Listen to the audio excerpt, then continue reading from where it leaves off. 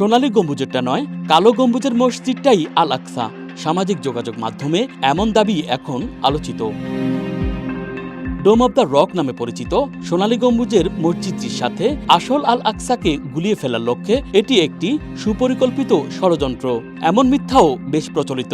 তবে আসল সত্যটা আসলে কি, চলুন সেটিই জেনে নেওয়া যাক। আসল আল আকসা মসজিদ কোনটি, কালো গম্বুজ না সোনালী?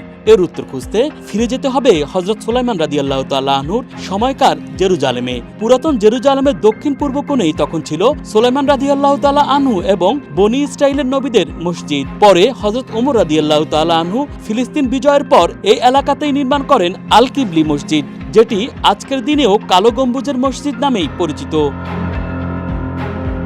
৭২ হিজরিতে উমাইয়া শাসক আব্দুল মালিক বিন মারওয়ান নির্মাণ করেন সোনালী গম্বুজের কুব্বাতুস সাখরা বা ডোম অব দ্য রক। খ্রিস্টানদের কাছে তখনকার জেরুজালেমও ছিল পবিত্র এক শহর, তাই ইসলামের স্থায়ী উপস্থিতি প্রতিষ্ঠার কৌশল হিসেবেই তৈরি করা হয়েছিল এই মসজিদটি। বিখ্যাত ইসলামী স্কলার ইবনে তাইমিয়া বলেছিলেন, মসজিদুল আকসা বলতে বোঝানো হয় পুরো সেই এলাকাটিকেই যেখানে সুলাইমান রাদিয়াল্লাহু তাআলা আনহু মসজিদ নির্মাণ করেছিলেন। ফিলিস্তিনি বিশ্বকোষ মাওসুয়াতুল ফিলিস্তিনিয়াতেও ব্যাখ্যা দেওয়া হয়েছে যে পুরো হারাম শরীফ এলাকা, যার ভেতরে অনেক স্থাপনা রয়েছে, সবই আল আকসার অংশ। The Palestinian academic society for study of international affairs থেকে প্রকাশিত ট্রাভেল গাইডেও জনসাধারণের জন্য এই ভুল ধারণাটির বিষয়ে উল্লেখ করা হয়েছে।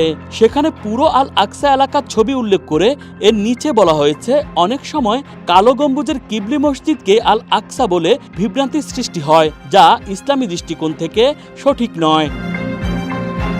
রাসূল সাল্লাল্লাহু আলাইহি সাল্লাম যখন ইসরা মিরাজের রাতে মসজিদুল আকসায় গিয়েছিলেন, তখন সেখানে কোনো স্থায়ী স্থাপনা ছিল না। একটি সীমানা প্রাচীর ঘেরা খালি জায়গাকেই মসজিদ বলা হতো। ঠিক সেই স্থানেই ছিল সুলাইমান রাদিয়াল্লাহু তাআলা আনহুর নির্মিত মসজিদটি।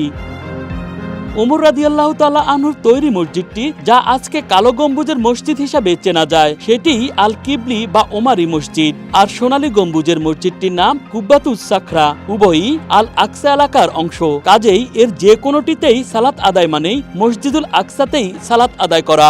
এমনকি ওই এলাকার মাঝে খালি জায়গাতেও সালাত আদায় করলে তা মসজিদুল আকসাতেই সালাত আদায় রূপে গণ্য হবে। Dhaka express desk report.